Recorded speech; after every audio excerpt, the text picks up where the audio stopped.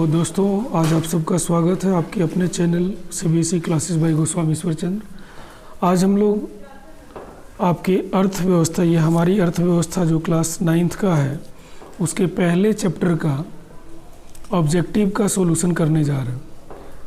और ये आपके एग्ज़ाम्स के लिए एट 11th आवर, जब अंतिम घड़ी में आप तैयारी करते हैं ऑब्जेक्टिव क्वेश्चंस का, उसके लिए ये रामबाण साबित होगा। साथ ही साथ कोई भी कम्पिटिटिव एग्ज़ाम हो, चाहे बीपीएससी वाला हो, चाहे सैनिक भर्ती हो या बिहार पुलिस भर्ती हो, सभी एग्ज़ाम्स के बेसिक्स के लिए बहुत ही ज़रूरी है। तो शुरू करते हैं। इसमें पहला क्वेश्चन है, उत्पादन के प्रमुख साधन कितने हैं? उत्पादन के प्रमुख साधन कितने हैं? जैसे पहला क्वेश्चन है, तो उत्पादन के प्रमुख साधन में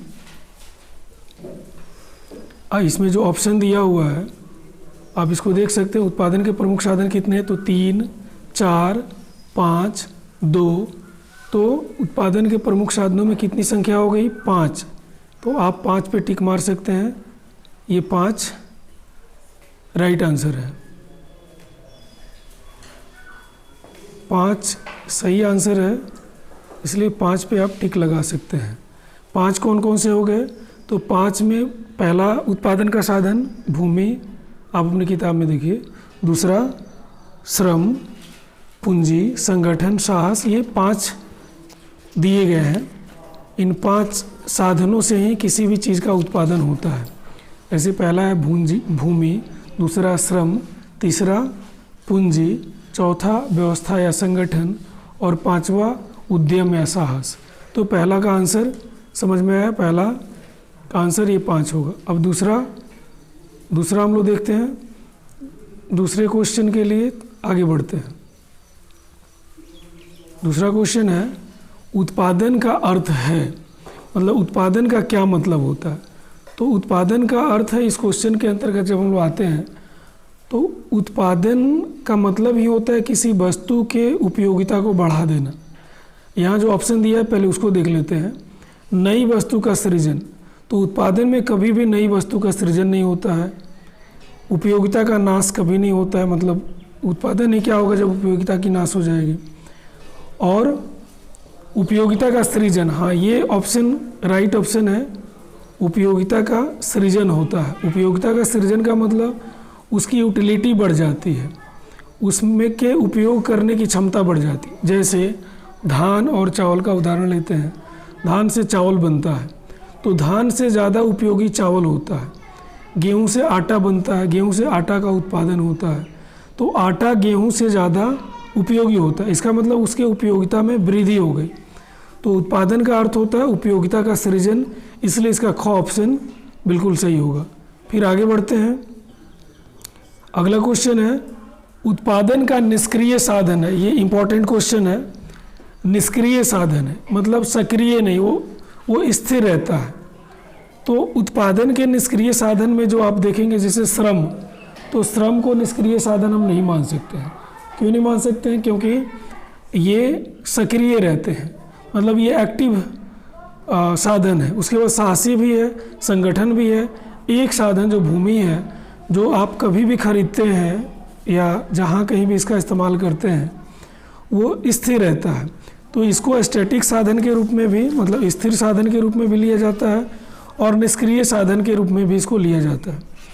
तो भूमि एक निष्क्रिय साधन है। और भूमि के संदर्भ में प्रोफेसर मार्शल ने कहा है कि भूमि का मतलब केवल ज़मीन की ऊपरी सतह नहीं है, बल्कि प्रकृति के द्वारा मनुष्य को दी जाने वाली जो फ्री में, मतलब प्रकृति प्रदत्त चीज़ें जो निःशुल्क मनुष्य को प्राप्त होती है, जैसे जल, वायु, प्रकाश, गर्मी, ये सब का सब भूमि में आता है। तो इसलिए हम इसका राइट ऑप्शन 3rd लेंगे, और ये भूमि इसका राइट ऑप्शन है। चलिए अब अगले प्रश्न की ओर बढ़ते हैं। अगला प्रश्न है, निम्नलिखित में से भूमि की विशेषता कौन सी है? भूमि की विशेषता, तो पहला है यह वह नाशवान है, तो भूमि कभी नाशवान नहीं होता है। उसके बाद वह मानव निर्मित है। नाशवान का मतलब समझते हैं ना? नाशवान का मतलब जो नाश हो जाता है, तो भूमि का नाश नहीं होता है। भूमि नाशवान साधन नहीं है। उसके बाद है दूसरा है वह मनुष्य निर्मित है।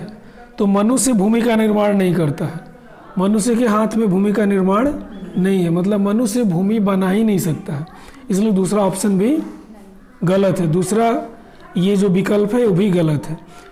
इसमें गतिशीलता का अभाव है, तो ये सही ऑप्शन है। इसमें गतिशीलता का अभाव है, मतलब इसमें एक्टिव ये साधन नहीं है, पैसिव साधन। पैसिव का मतलब, पैसिव को हम लोग कहते हैं जो निष्क्रिय साधन हो, तो ये भी एक तरह का निष्क्रिय साधन है। निष्क्रिय साधन जिसमें गतिशीलता का अभाव है। आज चौथा, जब तीसरा मिल गया तो चौथा की बात ही नहीं है। उसमें समान उर्वरता है, तो अलग अलग भूमि की उर्वरता, उर्वरता का मतलब क्या, उपजाऊपन। अलग अलग भूमि का उपजाऊपन अलग अलग होता है। अब देखिएगा आपके घर के पास की ज़मीन और घर से दूर की ज़मीन, नदी के किनारे की ज़मीन बलुई मिट्टी कम उपजाऊ है, आपके घर के पास का ज़मीन जिसमें ह्यूमस ज़्यादा मिलता है, गोबर का खाद है, तो ज़्यादा उपजाऊ होता है। तो ये ऑप्शन तो बिल्कुल गलत है, चौथा वाला, कि उसमें समान उर्वरता है। भूमि में समान उर्वरता और एक बराबर उर्वरता नहीं मिलती है। किसी भूमि में ज़्यादा खाद देना पड़ता है, ज़्यादा उर्वरक देना पड़ता है, किसी में कम देने से भी काम चल जाता है। इसलिए चौथा ऑप्शन सही नहीं है। कौन सा ऑप्शन सही है, तीसरा, ग ऑप्शन सही है, इसलिए ग पे आप टिक मारेंगे, ठीक है ना। ग का क्या ऑप्शन है, ग ऑप्शन है उसमें गतिशीलता का अभाव है, मतलब भूमि एक पैसिव साधन है। पैसिव का मतलब निष्क्रिय साधन है। तो हम लोग 4 प्रश्नों का उत्तर कर लिए। इसको YouTube पे भी अपलोड किया जाएगा मेरे चैनल में, आप अपने मोबाइल में इसको देखेंगे, उसको सब्सक्राइब भी करेंगे। आपके एग्ज़ाम के समय देखो, आप आज के एग्ज़ाम में 50% ऑब्जेक्टिव आता है। अगर केवल ऑब्जेक्टिव आपको याद है तो फर्स्ट डिवीज़न आपका ऐसे ही आ जाएगा। फर्स्ट डिवीज़न 60% पे होता है ना। तो अगर ऑब्जेक्टिव सही से आपने ध्यान से पढ़ा है टेक्स्ट को और ऑब्जेक्टिव को का रिवीजन किया है तो एग्ज़ाम में 60% नंबर रखा है, एकदम रखा है। क्योंकि 50 में 50 सही कर दिए तो 10-20 नंबर, और कुछ भी लिखोगे तो 20 नंबर आ जाएगा बाकी 50 में।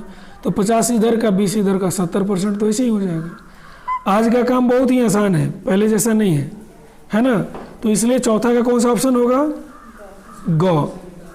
चलिए अब हम लोग आगे वाले को देखते हैं। आगे वाला क्वेश्चन है, अर्थशास्त्र में भूमि का तात्पर्य है। अर्थशास्त्र में भूमि का तात्पर्य क्या है। अभी हम लोगों ने प्रोफेसर मार्शल के बारे में पढ़ा है।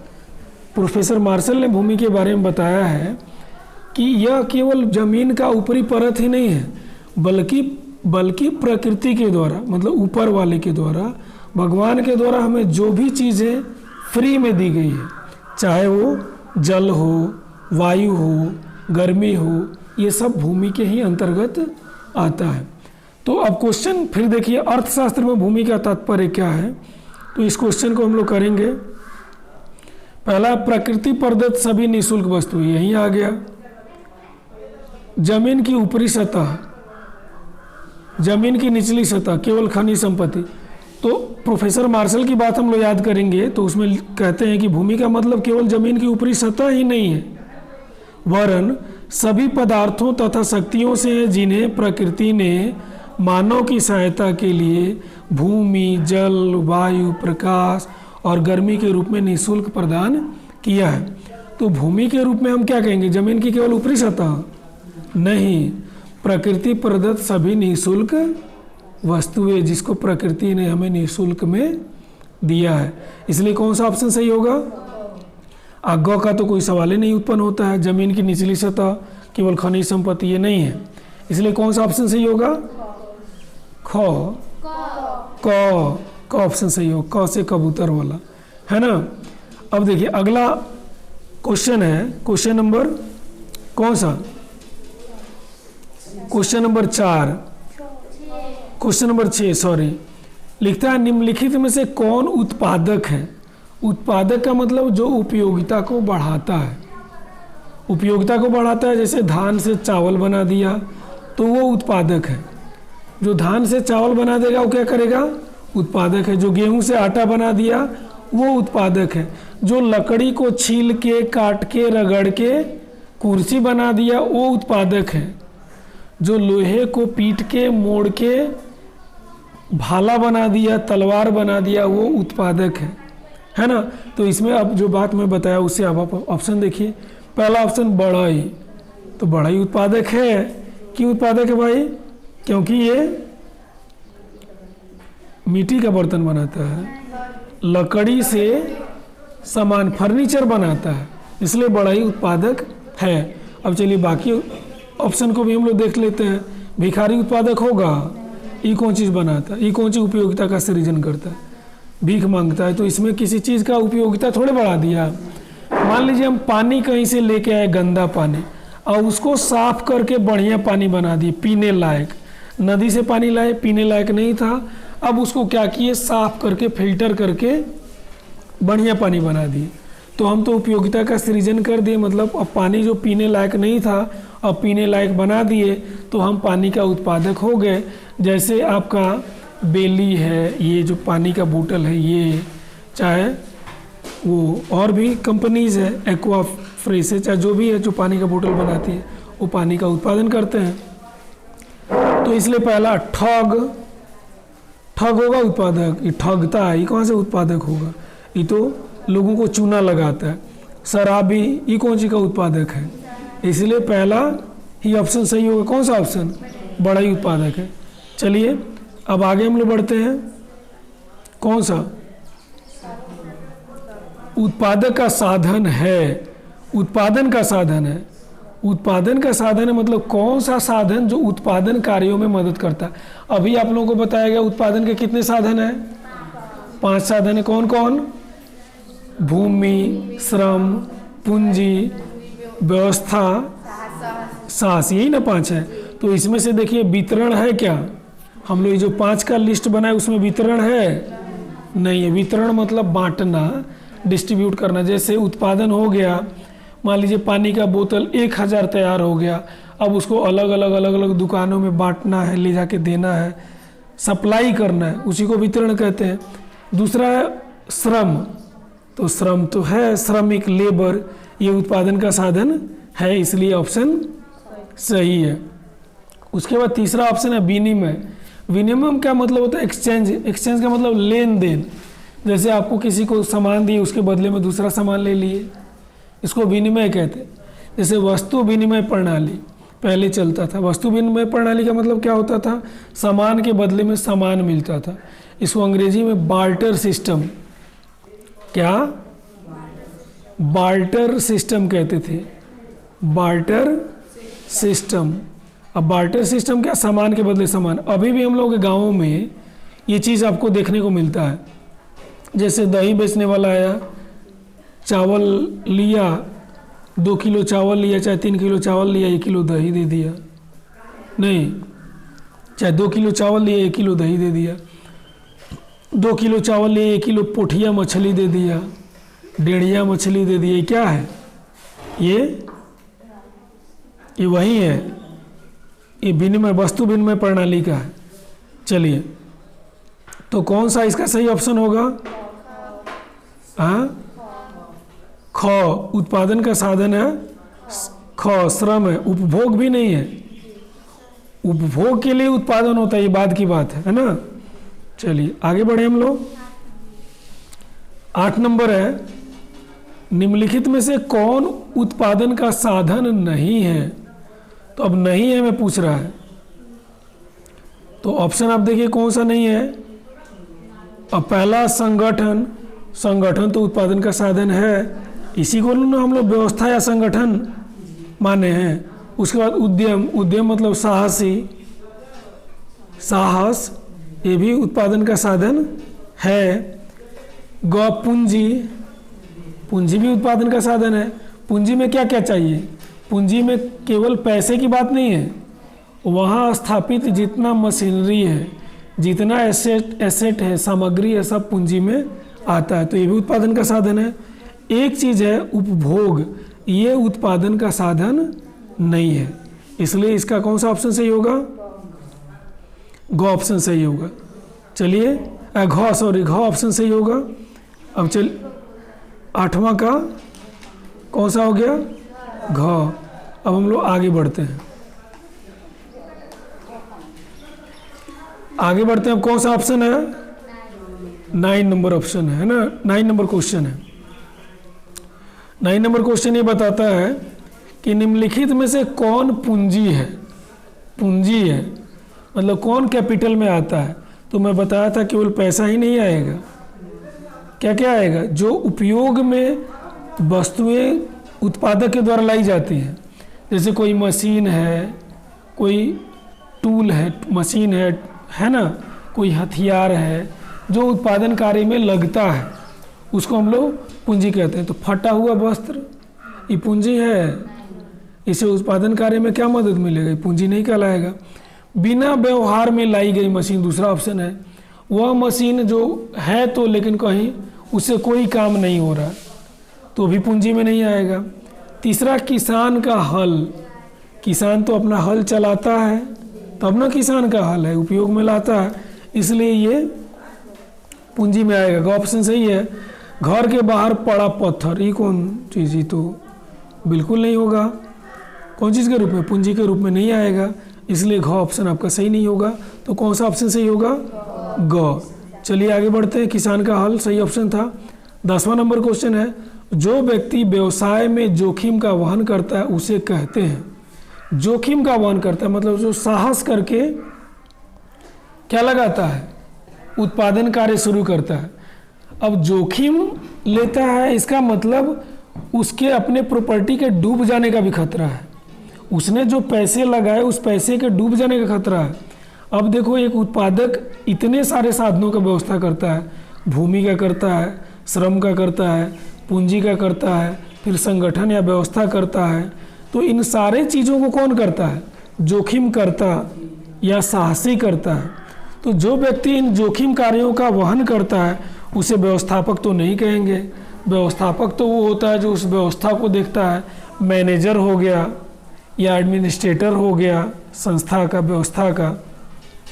पूंजीपति, पूंजीपति तो पूंजी देता है ना, वो साहस नहीं करता, वो तो कैपिटल दे रहा है, वो तो पैसा दे रहा है, वो पैसा लगा रहा है, उसके बदले उसको ब्याज मिलेगा। व्यवस्थापक को क्या मिलेगा? सैलरी मिलेगी, व्यवस्थापक को ब्याज नहीं मिलता है। जैसे कंपनी का मैनेजर है, कंपनी का एग्जीक्यूटिव ऑफिसर है, क्या मिलेगा उसको? सैलरी मिलेगी। और साहसी, हाँ ये साहसी सही है, यही जोखिम लेता है, इसलिए ये कौन सा ऑप्शन सही है? ग ऑप्शन आपका बिल्कुल सही है। घ है संचालक मंडल। संचालक मंडल भी ये अपना सैलरी लेता है। ये लोग काम करने वाले कर्मचारी हैं, है ना। ये लोग मालिक कौन होता है? साहसी होता है। क्यों? क्योंकि उसने जोखिम लिया, जोखिम करता है। क्योंकि संपत्ति डूबेगी तो किसकी डूबेगी? पूंजीपति की नहीं डूबेगी। क्यों नहीं डूबेगी? वो तो ब्याज ले रहा है। उसके बाद संगठन करता जो वो है संचालक मंडल है, उसका भी नहीं, उसको तो सैलरी मिलता है। ये कंपनी डूबेगी कूद के दूसरे कंपनी में, ये सब तो मेढक होता है। ये वो तालाब सूखा दूसरे तालाब में चला जाएगा। तालाब का मालिक कौन होता है? ये साहसी होता है ना। चलिए अब हम लोग 11 नंबर क्वेश्चन की ओर मूव करते हैं, है ना।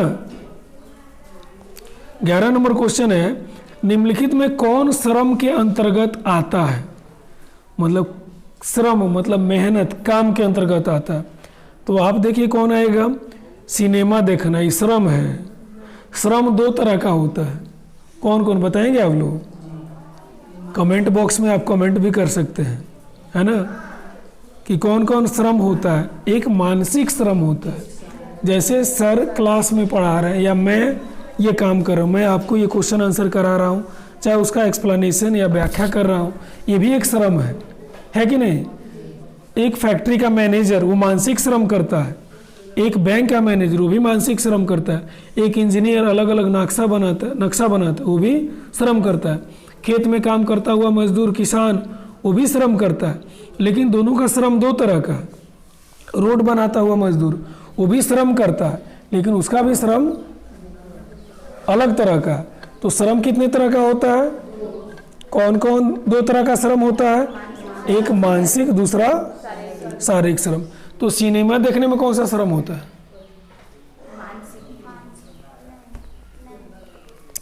इसमें कहाँ कोई श्रम हो रहा है? आप तो बैठ के देख रहे हैं। छात्र द्वारा मनोरंजन के लिए क्रिकेट खेलना, ये भी मनोरंजन के लिए क्रिकेट खेल रहे हैं, तो अर्थशास्त्र की भाषा में श्रम नहीं है। श्रम का मतलब जिसको आपको करने के बाद क्या प्राप्त होता हो, कुछ न कुछ आर्थिक आय प्राप्त होता हो, आर्थिक उद्देश्य से काम किया जा रहा है। आर्थिक उद्देश्य समझ रहे हैं, कुछ कमाने के लिए किया जा रहा है। तो आप फिल्म देख रहे हैं तो कुछ कमा रहे हैं, आप खेल रहे हैं तो कुछ कमा रहे हैं, नहीं कमा रहे हैं। मैं पढ़ा रहा हूँ तो कुछ कमा रहा हूँ, हाँ कमा रहा हूँ, मुझे सैलरी मिलती है, तो मेरा ये श्रम है ना। बैंक के मैनेजर साहब बैंक में बैठ के कंप्यूटर पे कुछ कर रहे हैं, बैंक से रिलेटेड काम कर रहे हैं, तो वो श्रम कर रहे हैं क्योंकि उनको सैलरी मिलती है। एक घर बन रहा है बड़ा सा, इंजीनियर आके कह रहा है कि देखो यहाँ ईंट नहीं जोड़ना चाहिए था, यहाँ जोड़ना चाहिए था, यहाँ तुमको कंक्रीट डालना चाहिए था। वो श्रम कर रहा है क्योंकि उसको उसके बदले में पैसे मिल रहे हैं। तो वह जो कोई भी काम जिसे आप पैसों के लिए करते हैं उसे ही श्रम कहते हैं।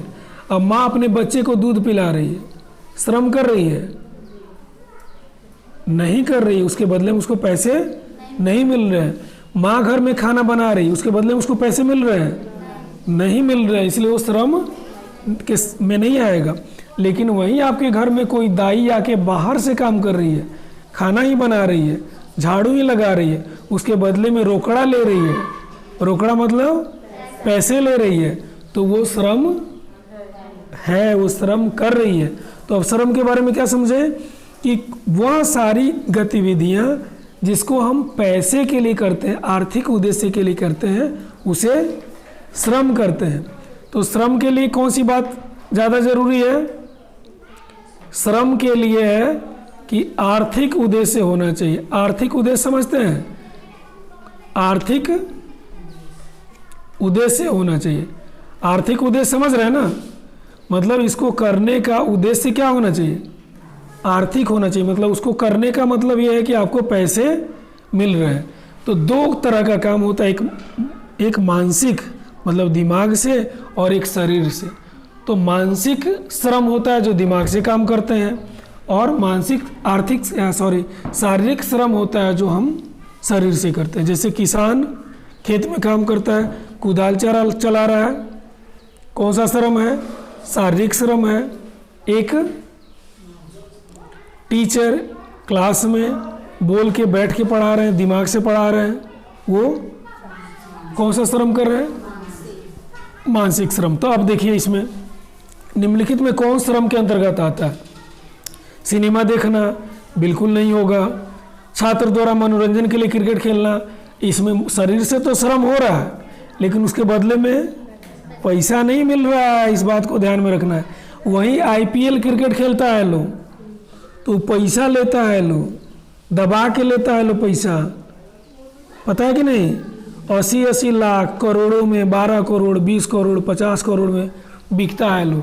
तो IPL वाला खेल, चाहे जो खेल में पैसा मिलता है वो श्रम है। लेकिन यहाँ लिख दिया स्पष्ट रूप से कि मनोरंजन के लिए, पैसा के लिए नहीं खेल रहा है, कौन सी चीज़ के लिए खेल रहा है? तो इसलिए भी ये भी सही नहीं होगा।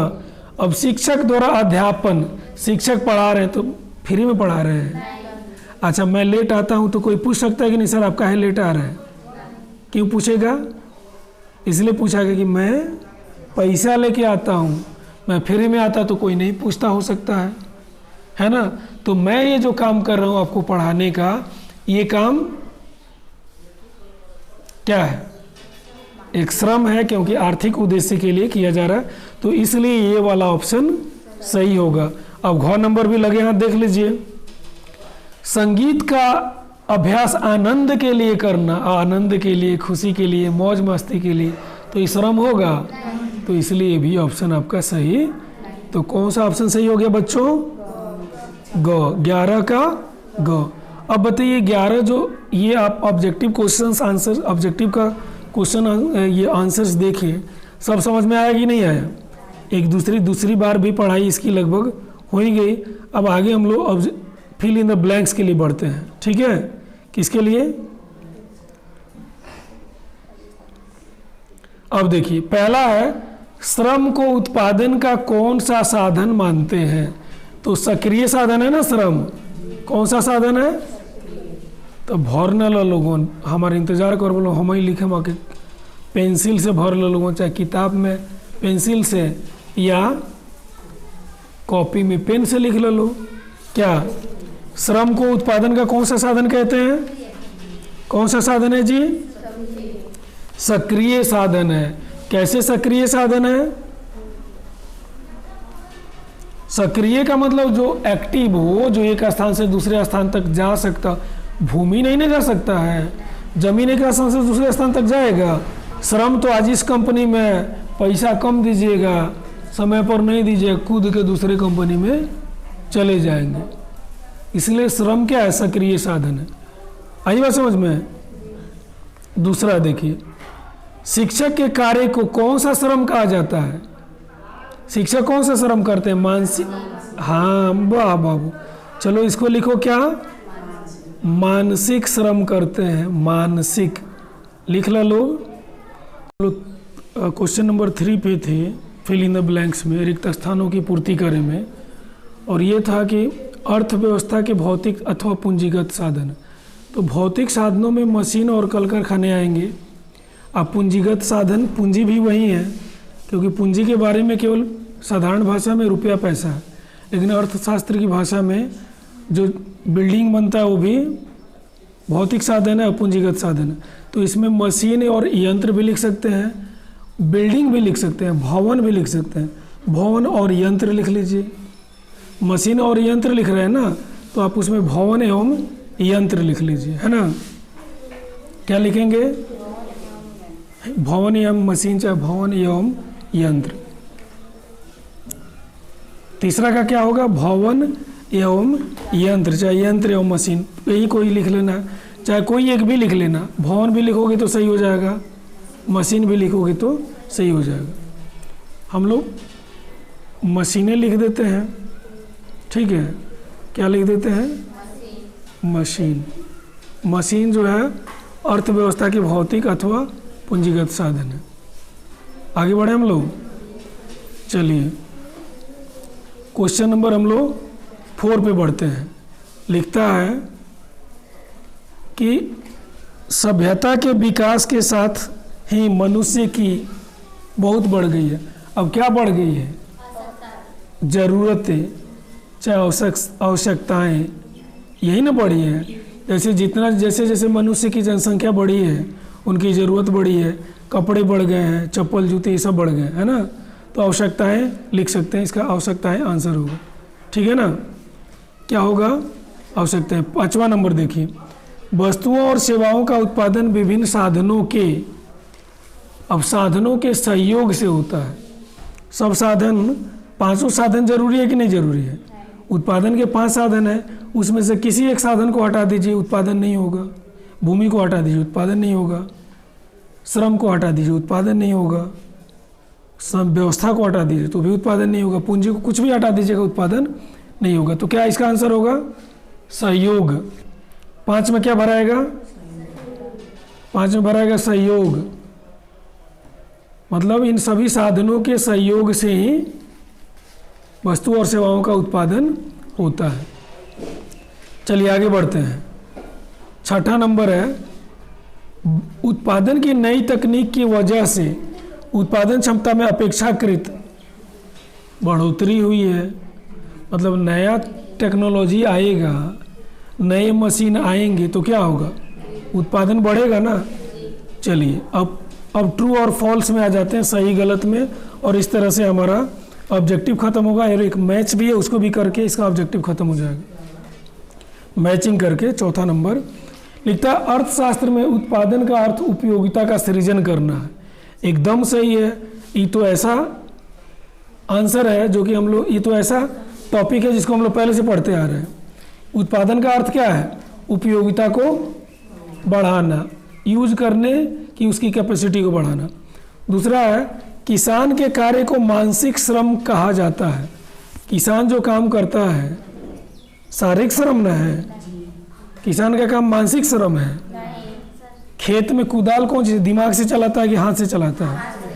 हल दिमागे से चला लेता, कहता है हल दिमाग से चल जाता है क्या? हाथ में पकड़ना पड़ता है, पीछे पीछे भागना पड़ता है। तो ये कौन सा श्रम है? शारीरिक श्रम है, इसलिए ये गलत होगा। ये 2 नंबर क्वेश्चन क्या है? गलत है। आगे, अर्थशास्त्र के प्रमुख तत्व प्राकृतिक साधन और भौतिक साधन है। तो अर्थशास्त्र के प्रमुख तत्व यही तो है, कुछ भौतिक साधन है, कुछ प्राकृतिक साधन है, प्रकृति के द्वारा प्राप्त हुआ है, और कुछ मनुष्य के द्वारा निर्मित। भूमि भी एक तरह का लिखा है ना, ये भौतिक साधन है, पढ़े थे ना? भौतिक साधनों के निर्माण में प्रकृति का अत्यधिक दोहन होता है, मतलब प्रकृति से होता है। तो भौतिक साधन और प्राकृतिक साधन ये प्रमुख है, ये सही है। ब्रिटेन की आर्थिक व्यवस्था विकसित है, तो ब्रिटेन तो पहले से ही विकसित देश है, इसलिए सही है। उसके बाद भारतीय अर्थव्यवस्था एक मिश्रित अर्थव्यवस्था नहीं है, ये गलत है ना?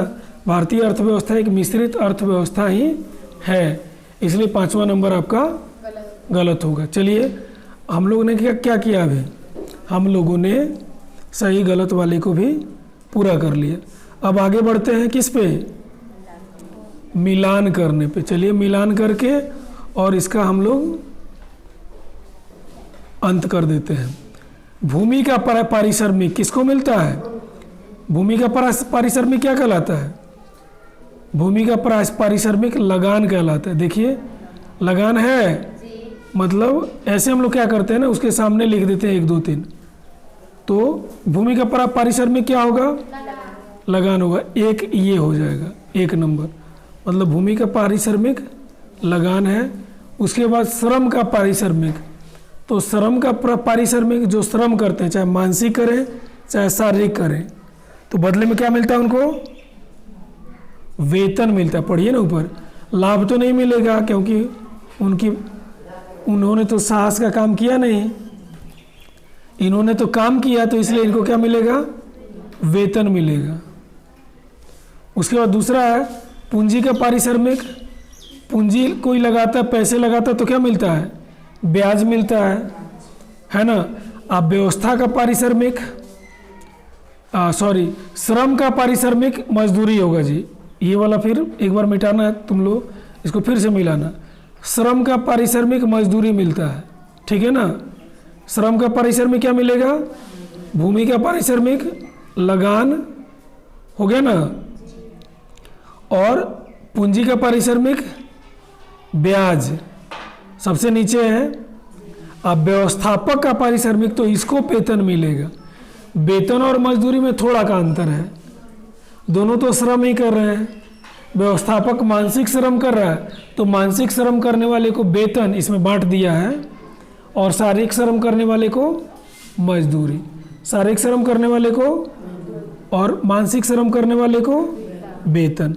हम मानसिक श्रम कर रहे हैं तो हमें वेतन, घर में काम करने वाले मजदूर को शारीरिक श्रम करता है तो क्या मिलेगा? मजदूरी। वेतन को कहते हैं सैलरी, क्या कहते हैं वेतन को? तो अंतर है इसमें, यही अंतर है। सैलरी और मजदूरी को कहते हैं वेजेज। क्या कहते हैं? वेजेज। तो मजदूरी मिलेगा किसको? जो शारीरिक श्रम करता है, शरीर से मेहनत करता है, और जो दिमाग से मेहनत करेगा उसको वेतन मिलेगा। चलिए, उसके बाद कौन सा बाकी रह गया? साहसी का पारिश्रमिक। साहसी, जिसने जोखिम लिया, सब व्यवस्था किया, जिसको के संपत्ति के डूबने का भी, जिसके कंपनी के डूबने का डर है, तो उसको अब क्या मिलेगा? जब कंपनी चल जाएगी तो लाभ मिलेगा। इसलिए 5वां का क्या होगा? क होगा। 5वां का क्या होगा जी? क होगा। तो इस तरह से आप लोगों ने मैच कर लिया, क्या कर लिया ना, कि नहीं किया? तो इस तरह से हम लोगों का क्लास भी इसका ख़त्म हो गया।